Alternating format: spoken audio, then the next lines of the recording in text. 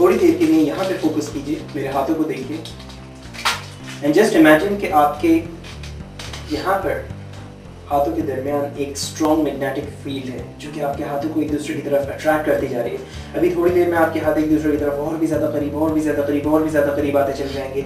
जिस महसूस कीजिए अपने हाथों के दरमियान खिंचती हुई मकनातीसी क़ुव्वत जो आपके हाथों को एक दूसरे से और ज़्यादा करीब और ज़्यादा करीब और ज़्यादा करीब लाती चली जा रही है। थोड़ी देर में आपको महसूस होगा कि आपके हाथ और भी ज़्यादा कुदरती तौर पर एकदम आसानी के साथ मैग्नेटिकली फोर्स के साथ करीब आते चले जा रहे हैं और ज़्यादा आसानी से और ज़्यादा आसानी से। जस्ट महसूस करते रहें स्ट्रॉन्ग मैग्नेटिक फोर्स को। थोड़ी देर में आपके हाथ बिल्कुल एक दूसरे के करीब आ जाएंगे और बिल्कुल एक दूसरे से मिल जाएंगे। जस्ट महसूस कीजिए स्ट्रॉन्ग मैग्नेटिक फोर्स को जो बहुत तेज़ी के साथ बढ़ती चली जा रही है, बढ़ती चली जा रही है।